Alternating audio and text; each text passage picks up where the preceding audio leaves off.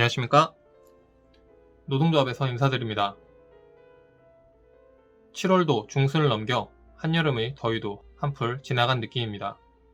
노동조합 제34주년을 한 주 앞둔 7월의 세 번째 주 뉴스 리포트, 인사제도 개선 투쟁 사항 등을 논의한 조합 중앙위 소식으로 시작합니다.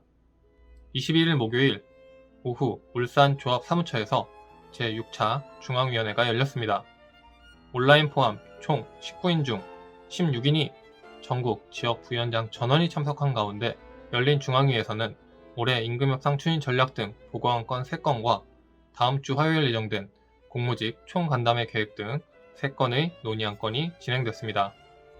올해 임금 인상 가이드라인은 전년도 총액 대비 1.4%로 지난해 0.9%에 비하면 수치상으로는 증가했지만 세부적으로 들어가면 협상이 예년과 마찬가지로 쉽지 않을 것으로 예상합니다.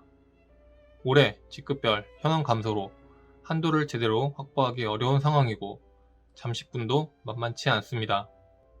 정부와 국회 일각에서 추진 중인 중식보조비 비과세 한도 확대 움직임도 협상의 중요 이슈가 될 것입니다.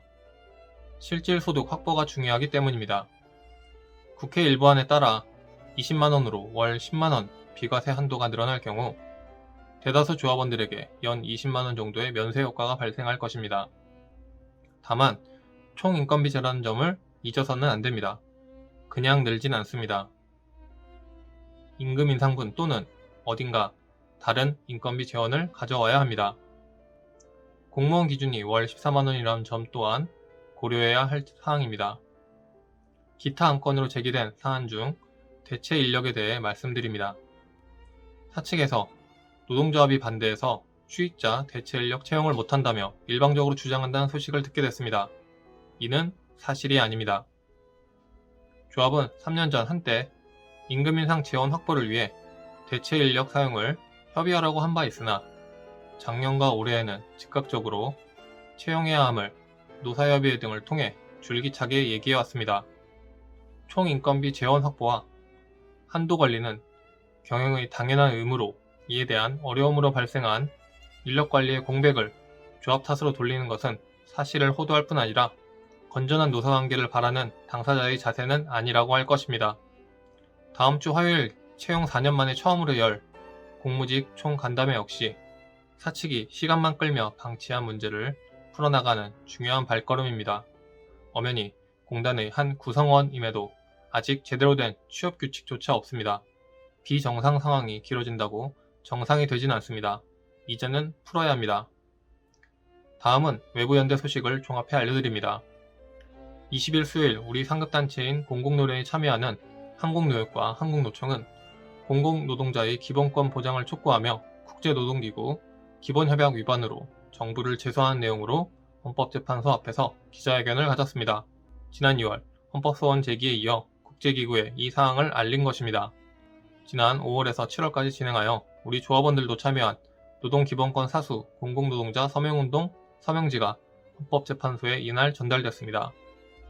공공노련 박해철 위원장은 노사교섭으로 정해야 할 임금 인상률, 복리후생, 사내복지기금 규모를 원천적으로 통제하는 기획재정부 예산운영 지침이 헌법이 보장하는 40만 공공노동자의 노동상권을 침해한다고 지적했습니다. 기재부는 총인건비 제한을 앞세워 모든 노사관계를 무력화하고 있습니다. 한국노총 김동명 위원장도 역시 올 4월 ILO 기본협약 발효에도 불구하고 공공노동자 위에 군림하는 기재부 태도는 변함없다고 힘을 더했습니다. 20일 같은 날 열린 양대노총 공공부문 노동자 공동대책위 기자회견에서도 정부의 공공기관 구조조정 움직임과 부당한 압박을 저지하고 공공성을 강화하자는 목소리가 울려 퍼졌습니다. 민주노총도 함께한 이 자리에서는 공공노동자 임금체계 계약 저지와 총인건비 제도의 폐지를 촉구했습니다. 이번 주 소식은 여기까지입니다. 다음 주 월요일 25일은 조합 제34주년 창립 기념일입니다. 올해 기념식 행사는 예산 절감 등을 위해 9월 초 별도로 개최할 예정입니다. 조합 창립 의미를 모두가 새기는 기회가 되기를 바라며 다음 주 다시 찾아뵙겠습니다. 감사합니다.